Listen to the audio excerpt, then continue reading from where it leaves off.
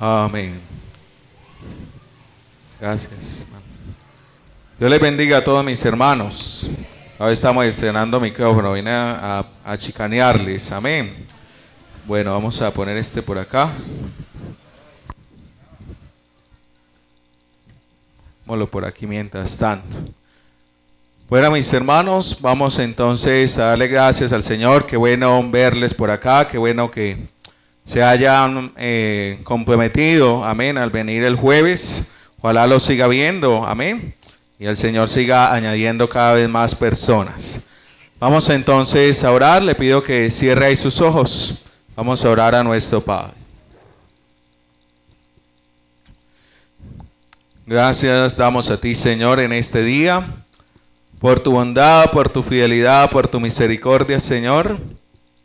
Gracias porque nos das la oportunidad, el privilegio de poder estar aquí en tu casa, en tu presencia, poder alabarte, exaltarte como tú te lo mereces, oh Dios. De verdad que nadie, Señor, oh Dios, puede hacer las cosas, las maravillas, Padre, que solamente tú haces, y por eso en este día nos regocijamos. En este día nos gozamos delante de tu presencia, Señor, entendiendo, Padre, que tú, Señor, nos hablas a través de tu palabra y que es a través de ella que podemos conocerte, que podemos entenderte y aún más, Señor, también podemos ser limpiados, podemos ser lavados de nuestra maldad, de nuestro pecado, Señor.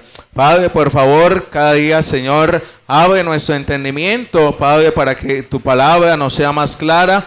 Padre, no solamente para nosotros, sino también para aquellas personas a las cuales nosotros tenemos el privilegio de poder enseñarles, de poder transmitirles lo que tú, Señor Dios, nos has dado. Bendito y alabado sea tu santo nombre, en el nombre maravilloso de Jesús. Amén y amén. Bueno, mis hermanos, vamos entonces el día de hoy a continuar con nuestro estudio de teología sistemática. Me disculpan aquí un momentico para que pueda responder adecuadamente esta parte. Muy bien, entonces continuamos con nuestro estudio. Usted sabe el versículo lema que tenemos, que es Juan capítulo 5, versículo 39. Usted ya se lo sabe de memoria, ¿cierto?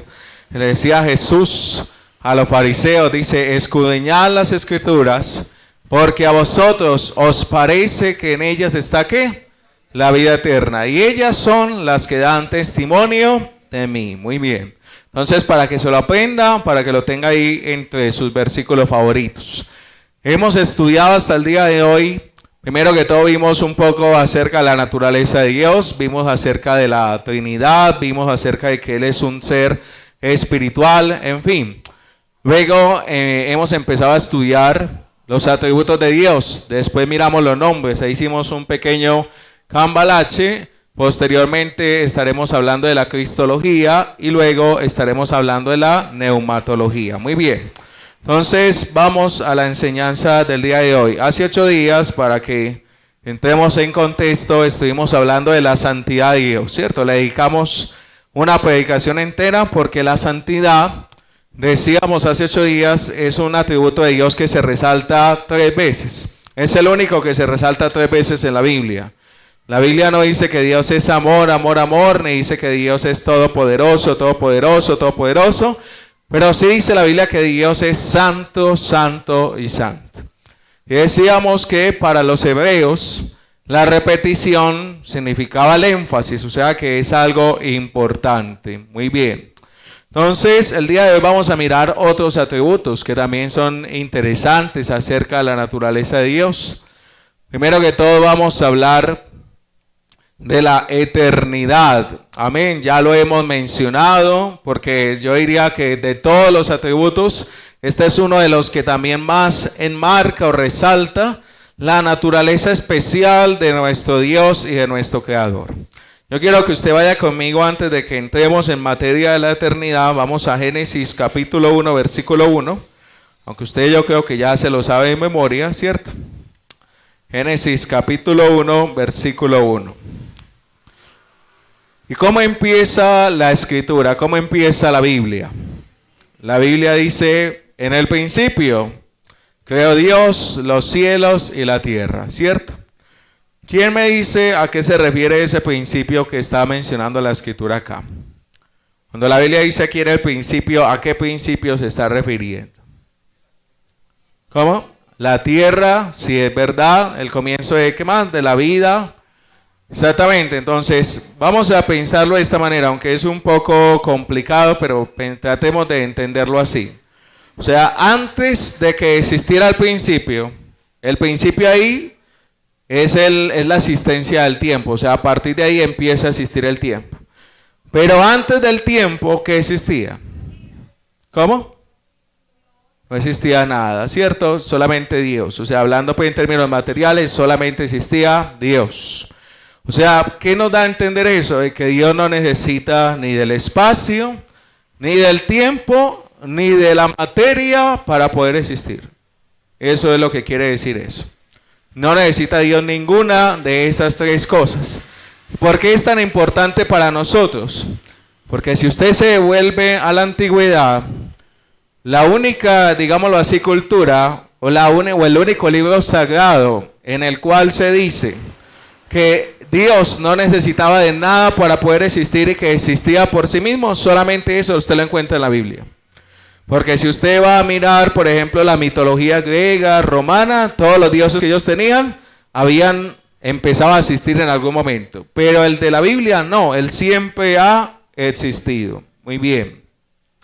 Entonces vamos a definir. Dice, la eternidad de Dios significa que es el único ser que no tiene principio ni tampoco tiene fin. Y aquí hay que diferenciar entre lo que es infinito y lo que es eterno. ¿Listo? Infinito es algo que empezó a existir y no va a terminar nunca. Pero eterno es algo que siempre ha existido. Esa es la diferencia. Dios es eterno. Dios no es infinito, sino que Él siempre ha existido. Y cuando nosotros decimos Dios, estamos diciendo de que el Padre es eterno, pero también estamos diciendo de que el Hijo es eterno y también el Espíritu Santo es eterno. Porque recuerde que Dios es uno, pero al mismo tiempo son tres personas. ¿Está claro hasta ahí? Vamos entonces a Isaías. Vamos a ir allá rápidamente. Isaías 44, versículo 6. ¿Sí se está escuchando bien, hermanos? Sí, perfecto. Bueno, que demasiado dicen. Bueno. ¿Está hablando muy duro? Está bien. Bueno, está nítido pues. Bueno. Muy bien, eso es lo que yo quería. Usted ve que me gusta mover mucho las manos. Y yo hace rato buscando mi microfonito, pero ninguno había dado la talla hasta ahora que compramos. Isaías 44, versículo 6. Me dice cuando lo tenga. Usted mire lo que dice la escritura. Así dice Jehová, Rey de Israel, y su Redentor, Jehová de los ejércitos. Mire lo que dice. Yo soy el primero y yo soy el postrero, y fuera de mí, ¿qué? No hay Dios. Porque yo le expliqué por allá la primera o la segunda clase que es una condición para poder ser Dios, ser eterno. ¿Me entiende? O sea, un ser que no sea eterno no puede ser Dios. Por eso Satanás no puede ser Dios, los ángeles no pueden ser Dios, nosotros mucho menos podemos ser Dios. Pero en el corazón de las criaturas, de alguna manera hay como un deseo vertido de querer ser como Dios. Y ese deseo empezó en Satanás y por esa razón se rebeló contra Dios, pero también continuó con los hombres. ¿Qué fue lo que le dijo Satanás a Eva cuando estaban ahí hablando en el huerto del Edén? ¿Qué le dijo? Dice, con que Dios os ha dicho, lo primero, le sembró la duda. Pero después lo que le dice es, mire, lo que pasa es que Dios no quiere que ustedes sean como Él. Entonces, inmediatamente aparece la soberbia en el corazón, sea de Satanás, de los ángeles o de nosotros. Inmediatamente, entonces, vamos perdiendo de vista lo que es el sentido de nosotros como criaturas. El único que merece toda la adoración, que merece toda la gloria, la honra, es Dios. Nadie más es como Él, ¿está claro? Entonces, aquí le quiero mostrar estas 4 letricas. Yo las menciono mucho, pero si no hablamos de esto y la eternidad, pues no vamos a entender muy bien. Esas 4 letras que usted ve ahí son las que se conocen como el tetragramatón. Y el tetragramatón, ¿qué es? Es el nombre con el cual se le presentó Dios a Moisés. Es el nombre, digámoslo así, el nombre propio de Dios por excelencia. Existen en la Biblia muchos nombres, pero ese es el que, digamos, Dios se presenta. Yo quiero que vamos a Éxodo capítulo 3, versículos 14 al 16. Vamos a ir allá, Éxodo capítulo 3, versículos 14 al 16. Amén. Entonces usted sabe que Dios llamó a Moisés, dice que se le reveló en una zarza ardiendo. ¿Cómo se dio cuenta Moisés que era algo especial? Porque la zarza dice que ardía, pero no se consumía. Entonces él le llamó la atención y se acercó, y esa zarza era una teofanía. ¿Qué es una teofanía? Una revelación visible de Dios. O sea, Dios se revela de muchas formas. En esa oportunidad se reveló a través de esa zarza. Y en Éxodo capítulo 3, versículo 14, pues Moisés tenía una duda. Él decía, bueno, Señor, usted me habló, usted me mandó, pero ¿qué le voy a decir a ellos? Si ellos me preguntan quién lo mandó, ¿qué le voy a responder? Y en el versículo 14 está la respuesta, y respondió Dios a Moisés. Dice, yo soy el que soy. Y dijo, así dirás a los hijos de Israel, yo soy, me envió a vosotros. Entonces, si nosotros nos vamos al hebreo, en el hebreo ese yo soy que aparece en nuestra Biblia se traduce así, o esa es la escritura pues que estaba originalmente ahí. Esas 4 letras, que es lo que se conoce como el tetragramatón, ¿cierto? Esas 4 letras son interesantes. Primero que todo porque no se pueden pronunciar, no tienen vocales, son consonantes. Es como si usted tuviera ahí una T, una S, una R y otra consonante, una B juntas. ¿Cómo pronuncia usted eso? Para nosotros poder pronunciar necesitamos vocales, ¿cierto que sí? Entonces esa era una característica. La otra característica es que ese nombre tampoco lo usaban los judíos ni los hebreos. O sea, no se atrevían ni siquiera a pronunciarlo porque era un nombre sagrado. Y en él estaba revelado justamente la eternidad de Dios. Porque cuando la Biblia dice yo soy, ¿qué es lo que está queriendo decir? Que Dios vive en un eterno presente. Para Dios no existe el pasado, el presente y el futuro. Para Dios siempre es un eterno presente. Lo que pasa es que obviamente Dios, para que nosotros lo podamos entender, pues sí se nos manifiesta como si Él viviera en el tiempo. Pero realmente Dios no vive en el tiempo, Dios vive en la eternidad. Entonces, para complementar ahí simplemente esta parte, como los judíos no llamaban a Dios por ese nombre, bueno, además lo tenía vocales, entonces, ¿cómo lo llamaban? ¿Cómo se referían a Él? Se referían a Él como Adonai. Y Adonai significa Señor, pero no un Señor cualquiera, significa el Señor, o sea, el que está por encima de todo. Y si nosotros nos devolvemos un poquito, hermanos, a Isaías capítulo 6, que fue el que leímos hace 8 días, cuando dice santo, santo, santo, el Señor, ese Señor al cual se refiere esa santidad, es el mismo título, Adonai, es el mismo. Bueno, aquí otro dato importante, interesante. Hoy en día mucha gente se pelea porque ¿cómo es que tenemos que llamar a Dios? Entonces, los judaizantes dicen, no hay que decirle el eterno, ¿cierto? No podemos decirle Dios, solamente hay que decir el eterno, porque si no, entonces no lo estamos llamando bien. Incluso a Jesús ya no le dicen Jesús, sino que le dicen Yeshua, ¿cierto? Porque entonces hay que llamarlo así. Pero hay un detalle. Primero que todo, hermanos, los nombres no se traducen. O sea, los nombres que aparecen en un idioma no se traducen, sino que se transliteran. Entonces, por ejemplo, el hermano primo, mi cuñado se llama David. Pero si él se va para Estados Unidos, ¿cómo le diría? Le diría a alguno David, así a los gringos, pero le dirían David, ¿cierto? Que es lo mismo. O sea, cuando nosotros decimos Jesús, estamos diciendo Yeshua, es la misma cosa. O sea, no le pongamos misterios a las cosas, no se las compliquemos sin necesidad. Ahora, Jehová, Yahvé, ¿cuál será el correcto? Jehová, Yahvé, realmente nadie sabe.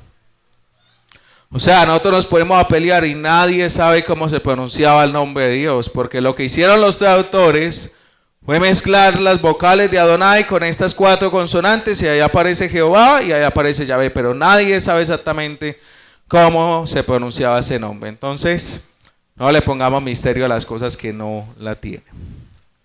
Por otro lado, mis hermanos, vamos a hablar un poco de lo que es la eternidad de Jesucristo, porque yo creo que la eternidad del Padre nadie la cuestiona, pero la eternidad del Hijo sí es cuestionada. ¿Por qué es cuestionada? Porque, por ejemplo, los testigos de Jehová enseñan que Jesucristo no es Dios con D mayúscula, que ya lo vimos, sino que es un Dios con D minúscula. Y si a mí me dicen que Jesucristo es un Dios con D minúscula, quiere decir que Jesucristo no es eterno y que en algún momento empezó a existir, pero realmente eso dice la Biblia. Vamos a mirar. Apocalipsis capítulo 1, versículo 8. ¿Qué sucede en Apocalipsis 1? Dice la Biblia que estaba Juan, el apóstol, era el último apóstol que quedaba vivo, y él estaba en una isla que se llamaba Patmos. ¿Por qué estaba allá? Porque había sido, digámoslo, preso por causa del evangelio, ¿cierto? Y dice que él estaba en el día del Señor, o sea, el equivalente a nuestro domingo en estos momentos. Y tiene una visión donde se le revela al Señor, se le revela a Jesucristo. ¿Sabe qué es lo interesante de esa visión que tiene Juan en la isla de Patmos? Que si usted mira la forma como él lo describe, no se parece en nada al Jesucristo que estuvo aquí en la tierra con él. Él lo que ve es una visión glorificada de Cristo, ¿me entiende? Entonces, cuando Cristo resucitó, la forma que tenía no era igual a la que tenía cuando estaba con los discípulos. ¿Por qué? Porque ya había sido transformado un cuerpo glorioso. Y cuando ascendió, entonces recibió toda la gloria que había tenido con el Padre desde el principio, de manera de que cuando él lo ve una persona totalmente distinta. Dice que su cabello era blanco, su rostro era resplandeciente, ni siquiera lo pudo ver. Y mientras él estaba teniendo esa visión, él escuchó una voz que decía estas palabras que está aquí, el versículo 8. Dice, yo soy el alfa y la omega, el principio y el fin. Dice el Señor, el que es y el que era, el que ha de venir, el Todopoderoso. Le hago una pregunta. Los títulos alfa y omega, principio y fin, el que ha de venir, el Todopoderoso, ¿a quién se aplican? Se aplican a Cristo, pero en el Antiguo Testamento, ¿a quién le aplicaban esos títulos? A Dios. O sea que aquí Jesucristo está ratificando de que Él no es un ser inferior al Padre, Él es Dios en todo el sentido de la palabra. ¿Por qué? Porque además es todopoderoso. ¿Y quién es el único todopoderoso? Dios. Las criaturas no son todopoderosas, el único todopoderoso es Dios.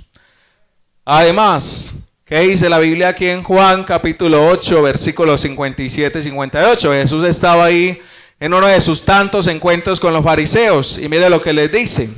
Entonces le dijeron los judíos, aún no tiene 50 años y he visto a Abraham. O sea, él le dijo que había visto a Abraham, y él le dijo, bueno, usted no está tan viejo para haber visto a Abraham. ¿Cómo me va a decir usted eso? ¿Y cuál fue la respuesta de Jesús? Dice, Jesús le dijo, de cierto os digo, antes de que Abraham fuese, yo soy. Ese yo soy le suena. Es el mismo yo soy de Éxodo, es el mismo. O sea, cuando Moisés dijo, Señor, ¿quién me mandó? Le dice, diga, yo soy, me ha enviado. Y aquí Jesucristo está diciendo que antes de que Abraham existiera, dice, yo soy. Si usted sabe español, y yo creo que todos lo sabemos lo mínimo, uno diría, o sea, en nuestro español uno diría de esta manera, antes de que Abraham fuese, yo era, ¿cierto? Yo existía antes, pero mire que él no responde así, antes de que Abraham fuese, yo soy. Lo que le está queriendo decir Jesús a estos judíos es que él es en el pasado, en el presente y en el futuro. Usted sigue leyendo el pasaje, ¿cuál fue la reacción de los judíos? Inmediatamente lo querían matar. ¿Por qué lo querían matar? Porque ellos entendieron que él se estaba haciendo a sí mismo Dios. Entonces, cualquier persona que usted le diga que Jesucristo no es Dios, ahí tiene un par de versículos de muchos que hay para demostrar que Jesucristo es eterno igual al Padre. ¿Se quiere uno más? Un complemento rápido. Vámonos a Juan 1. Juan 1, versículo 1.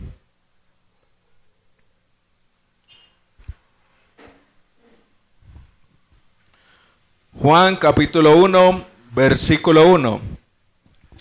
¿Qué dice la palabra de Dios? ¿Quién lo quiere leer en voz alta? ¿Quién lo quiere leer, mis hermanos, en voz alta? Amén. Léalo, hermana Hipis. Amén. Entonces, ¿qué dice la Biblia? En el principio era el verbo. ¿Quién es el verbo? ¿Quién es el verbo? Pero hablando pues ya de persona específica. Es Jesús. Dice, ¿y el verbo era con quién? Con Dios. Y el verbo era Dios. ¿Por qué le dicen a Jesús el verbo? Porque Jesucristo es el que ejecuta la orden del Padre. ¿Está claro? Diga, hermana Mayra.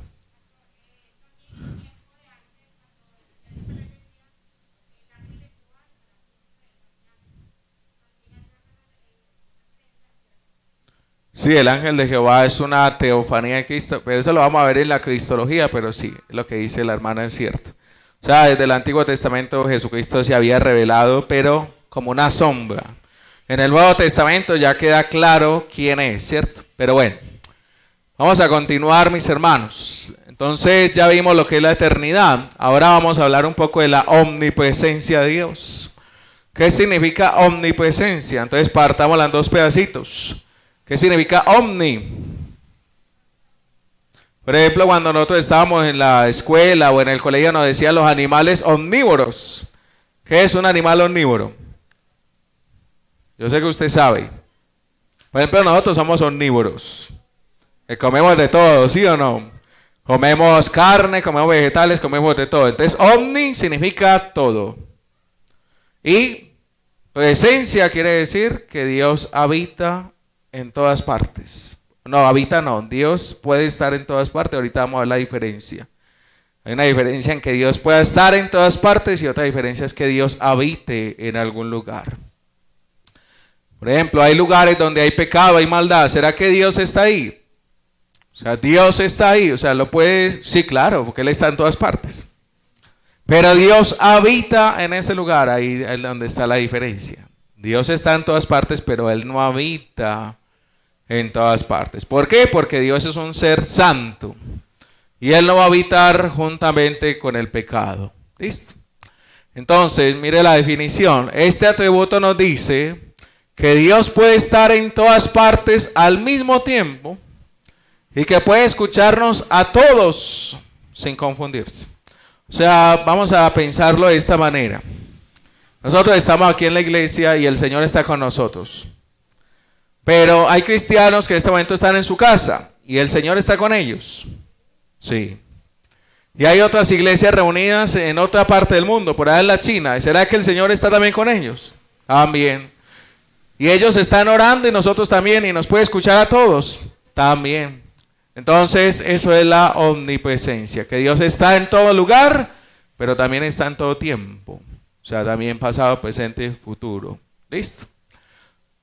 Vamos a mirar este punto que es la trascendencia, es algo importante porque yo no sé si usted ha escuchado algo que se llama el panteísmo. ¿Ha escuchado? ¿Le suena familiar? Panteísmo.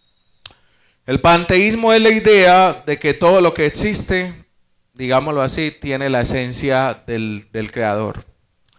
O sea, en otras palabras, un árbol es una manifestación de Dios. Y nosotros somos una manifestación de Dios. Usted no ha visto personas que adoran la naturaleza, que exaltan la naturaleza y dice que si usted quiere ser muy espiritual, entonces hace un árbol para que esté en armonía con el cosmos. Esa es una idea distorsionada de la omnipresencia de Dios. Porque Dios, como les decía ahorita, es verdad que Él hizo todo y todo lo que existe se sostiene por Él. Si Dios dijera un día no existe más, todo se desaparece, pero Dios sostiene todo. Sin embargo, Dios es un ser diferente a su creación. ¿Me entiende? Es diferente a su creación. Dios no es su creación, Él es diferente. Entonces nosotros por eso los cristianos no adoramos la naturaleza, ni adoramos los animales, ni adoramos nada de lo que Dios ha creado, porque entendemos de que esas cosas no son Dios, y mucho menos nosotros. El que merece la adoración es el que hizo todo, que es diferente. Hoy en día ese tipo de cosas ha tomado mucha fuerza, eso se llama la metafísica. ¿Y usted no cree que la metafísica ha entrado a la iglesia de una forma muy disimulada? La metafísica ha entrado. Por ejemplo, cuando nosotros decimos que si lo decreto, eso va a pasar, eso es algo que viene de la metafísica, eso no viene de la Biblia. Decrétalo y recíbalo, confiésalo para que venga, declárate sano, eso no es algo que esté en la Biblia. Así no está. Ya después les voy a explicar cómo es que está la Biblia. En la Biblia lo que dice es, por ejemplo, yo tengo fe de que Dios me puede sanar, yo tengo fe de que Dios puede hacer, eso sí es bíblico. Pero el que yo lo decreto, que profetiza que te va a ir bien, es algo que le compete única y exclusivamente a Dios. Amén. Exactamente, eso es la soberanía de Dios. Yo, por ejemplo, si estoy enfermo, yo puedo decir tranquilamente, estoy enfermo, y eso no quiere decir que yo no tenga fe. Porque hay hermanos que de pronto lo regañan a uno, a mí me regañaban mucho, me decían, no, es que usted no tiene fe, pastor. No, yo tengo fe, pero yo tengo que esperar la voluntad de Dios. Yo me puedo declarar sano si quiere, pero si la voluntad de Dios es otra, yo me voy a morir.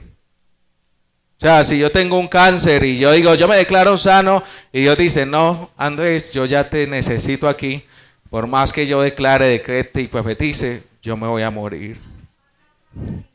¿Cómo? Pasó exactamente, pero la situación es así, ¿me entiende? O sea, yo no le puedo decir a Dios qué tiene que hacer. Lo que pasa es que hemos perdido de vista de que Dios es un rey, y el rey es el que manda, ¿no? Yo creo, usted iría donde el presidente, que es como lo más cercano a un rey que tenemos hoy, usted iría donde el presidente a decirle, presidente, me hace el favor y hace esto. Hágalo pues, porque yo también tengo la autoridad, hágalo.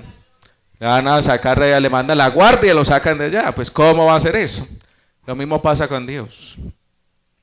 Nosotros a veces le queremos ordenar a Dios, pero a Dios no se le puede ordenar absolutamente nada.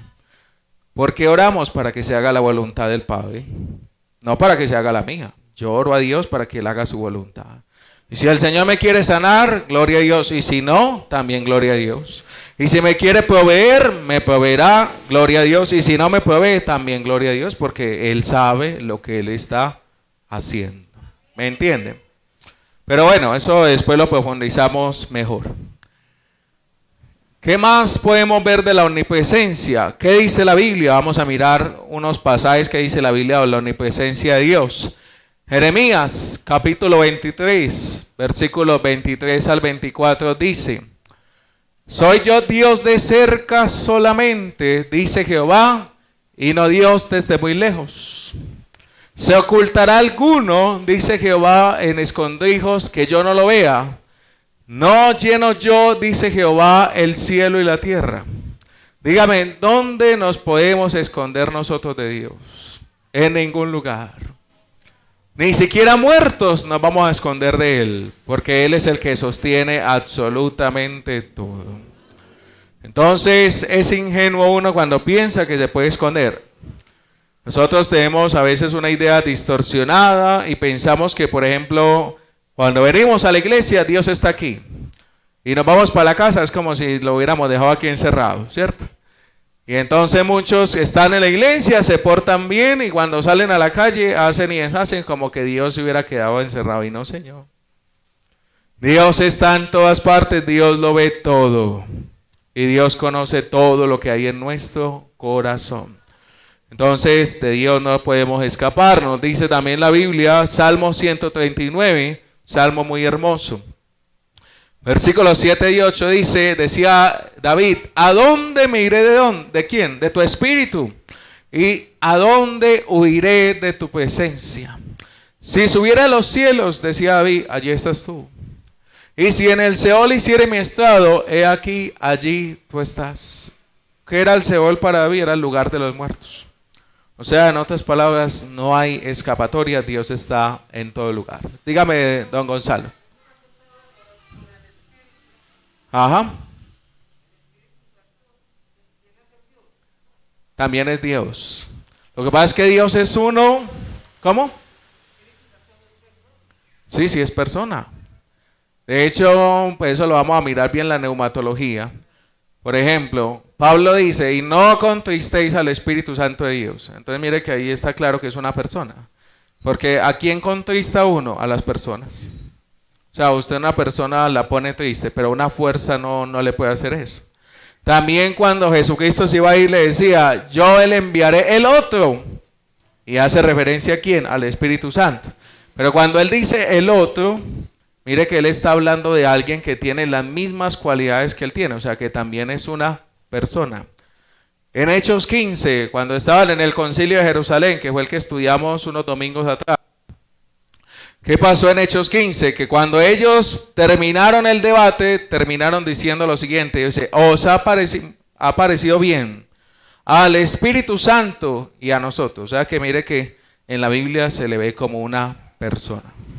Porque él habla, él redarguye, él hace cosas que solamente una persona hace.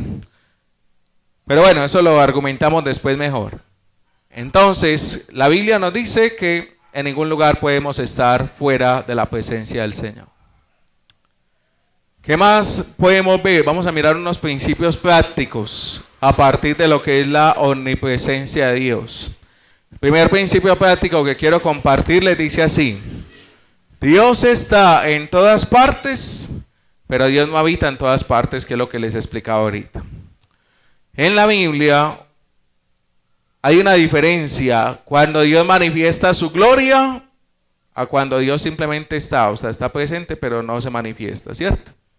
Entonces los judíos o los hebreos, ellos tenían un término, que ese término que está ahí no aparece en la Biblia, pero era una forma que ellos utilizaban para describir cuando Dios hacía sentir su presencia de una manera especial. Y esa forma se le conoce como la Shekinah, o algunos la llaman la Shekinah. Ahí sí no vamos a pelear por cómo se pronuncia. Cuando nosotros estamos aquí en el culto y sentimos como algo especial de Dios, esa es la Shekinah. O sea, es la manifestación de Dios de alguna manera. En nuestro corazón sentimos calor, alguien por allá se pone a llorar, otro se pudiera desmayar, pues pueden suceder muchas cosas. ¿Cómo? Exactamente. Entonces, en la Biblia Dios se manifestó de muchas maneras. Cuando estaban, por ejemplo, en el Sinaí, dice que había una nube, ¿cierto? Entonces ellos, digamos, de alguna manera sabían que la gloria de Dios estaba ahí. Dios está en todas partes, pero Dios se manifiesta de forma especial en algunos momentos. Nosotros, usted y yo, tenemos al Espíritu de Dios morando dentro de nosotros. O sea, quiere decir que nosotros somos portadores de la gloria del Señor. Nosotros llevamos la presencia de Dios de una forma especial donde quiera que Dios nos lleve. ¿Me entienden? Por eso, cuando uno dice, voy a ir a la iglesia a buscar la presencia de Dios, realmente no es tan así. Porque ¿quién es el que trae la presencia de Dios a la iglesia? Somos nosotros. O sea, este templo no tiene poder alguno. Somos nosotros los que traemos la presencia de Dios aquí. Y cuando nos vayamos, ella se va con nosotros. Ella no se queda aquí, se va.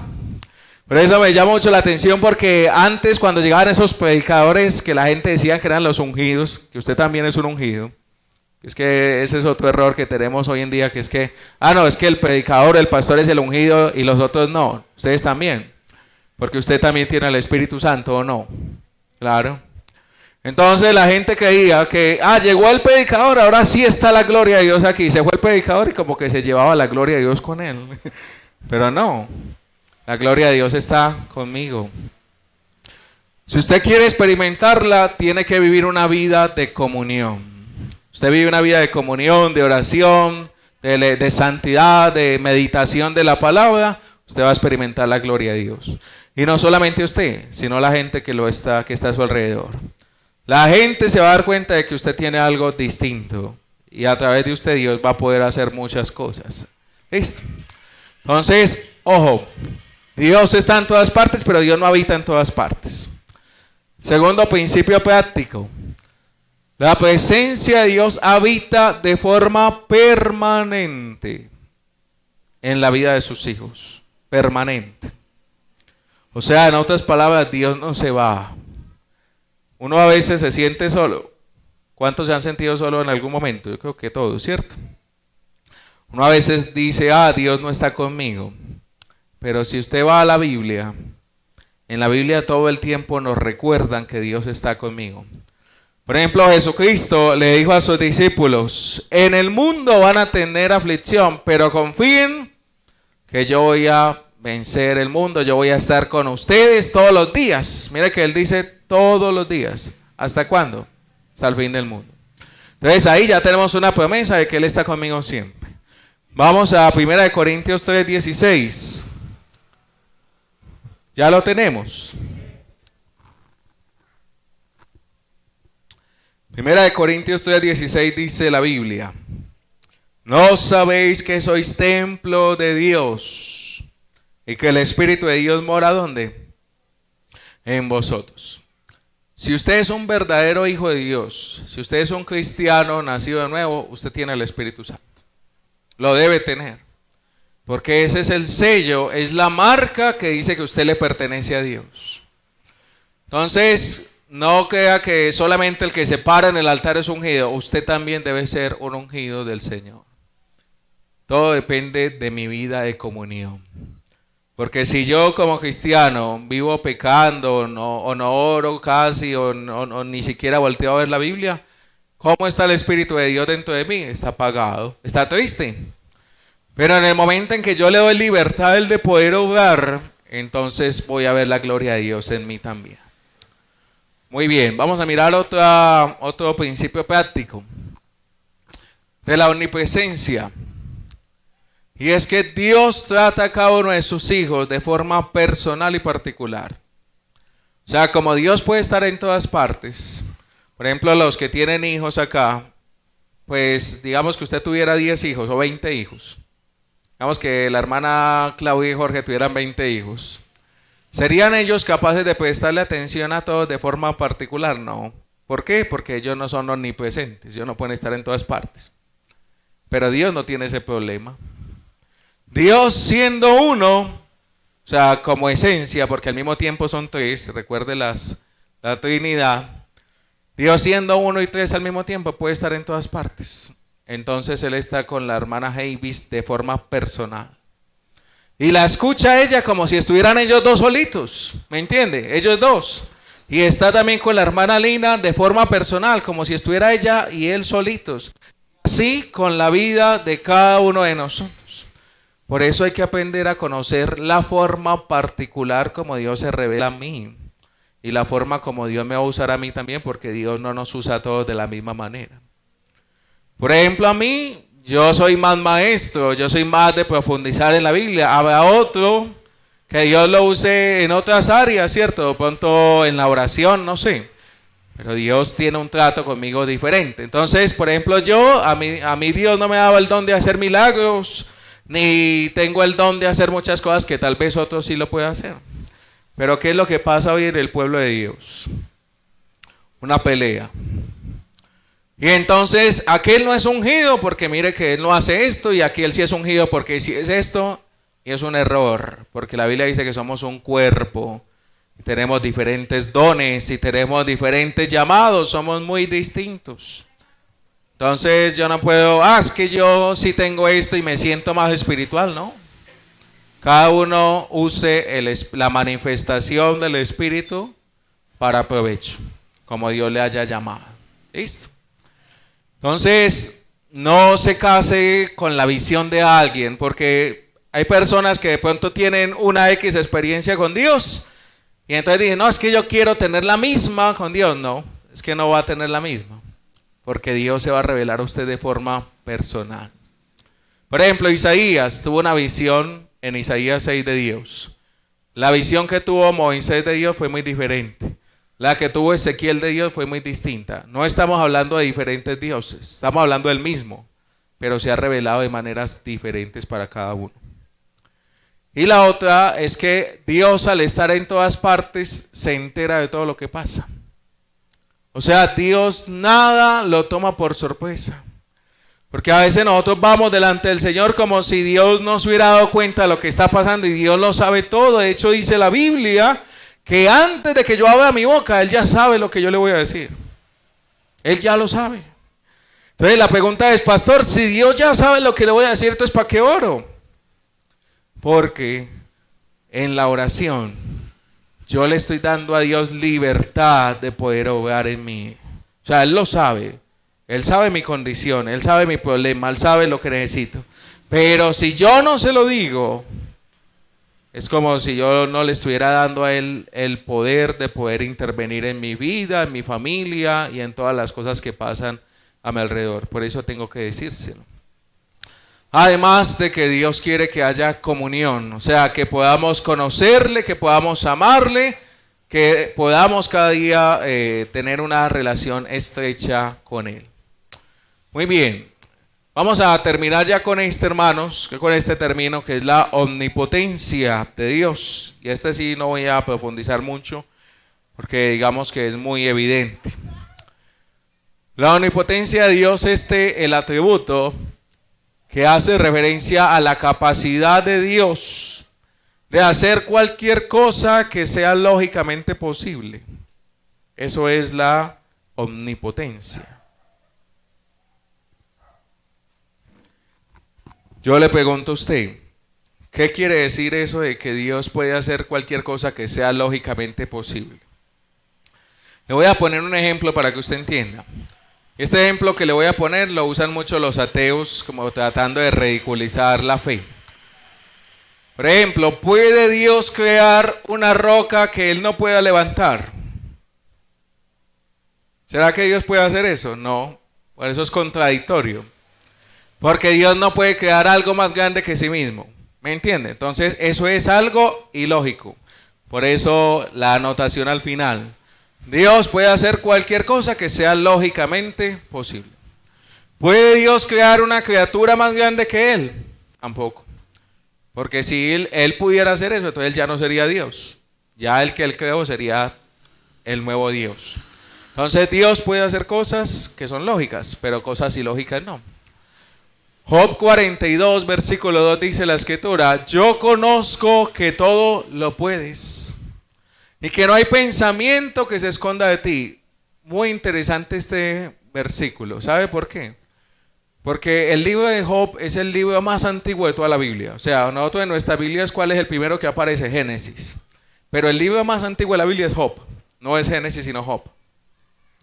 Y es muy curioso, ¿sabe por qué? Porque en el libro de Job se acuña un título que es la primera vez que se menciona, es el Shaddai.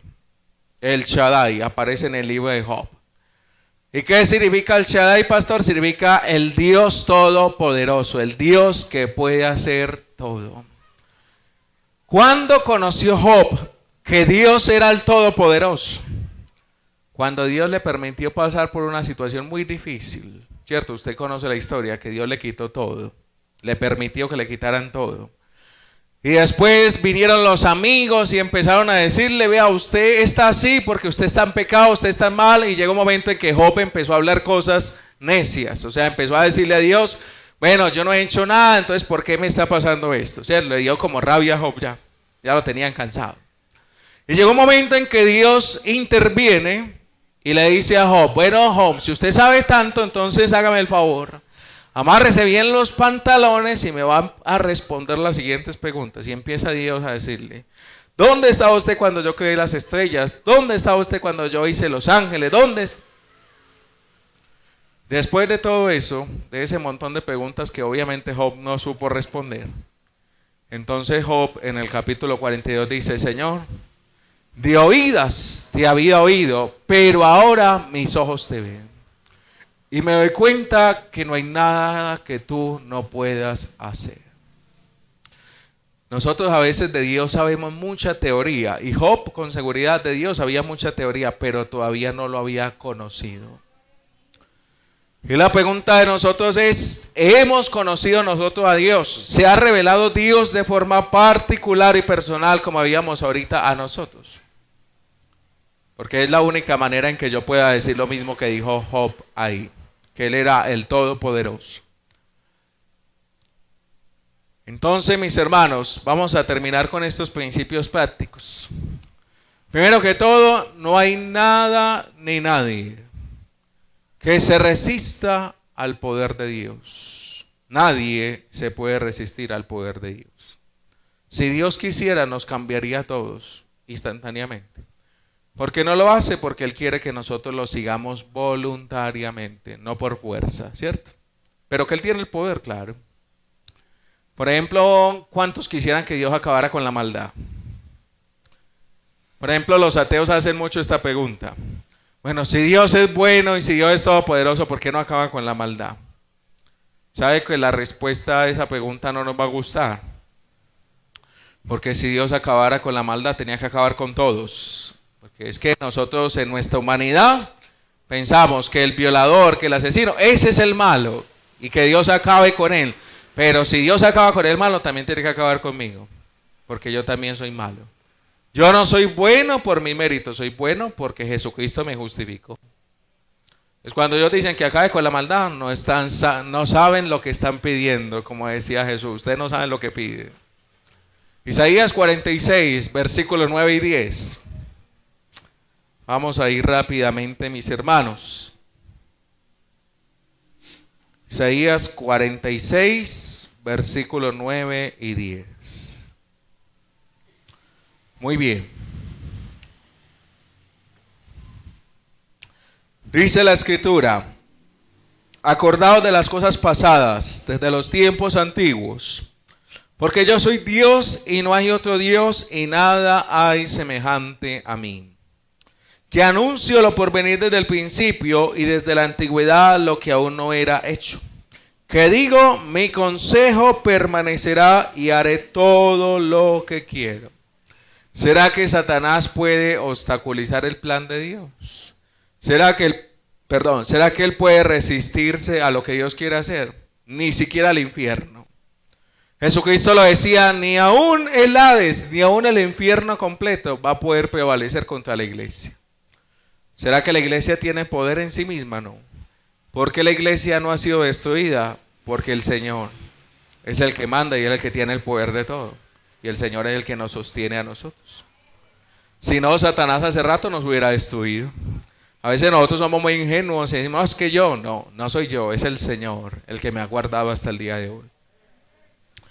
Aunque Dios tiene todo el poder, Él no siempre actúa conforme a nuestros deseos para bien. Y aquí yo me pongo a pensar, es como si usted como padre de familia fuera multimillonario. Usted le puede dar lo que quiera a sus hijos, lo que quiera. Y sus hijos le dicen, usted tiene un niño de 5 años y dice, papi, dame un carro, un Lamborghini, un carro de los más costosos. ¿Usted se lo daría? ¿Le daría ese carro a su hijo? Usted lo tiene, usted tiene la forma. ¿Se lo daría? No, ¿y por qué no se lo da? Porque él no sabe manejar eso. Él no tiene ni idea de lo que significa eso.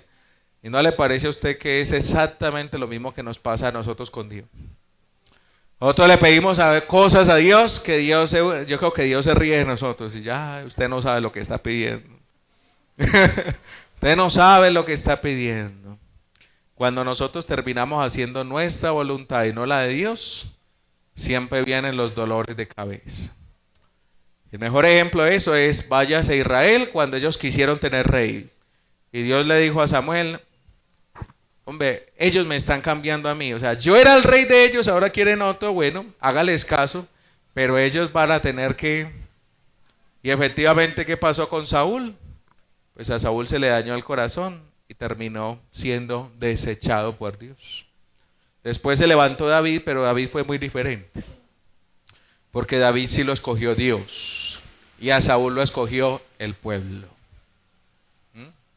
Entonces, hermano, todo depende. Si yo dejo que Dios escoja por mí, me va a ir bien. Así se ponga complicado el camino, porque los caminos de Dios no son fáciles. Al final me va a ir bien. Pero si yo escojo por mí porque yo sí sé lo que yo necesito, muy seguramente me voy a tropezar y me voy a estrellar en algún momento del camino. Es mejor esperar la voluntad de Dios, que es buena, que es agradable, que es perfecta, ¿cierto? Oremos a Dios, hermanos. Oremos al Señor en esta noche.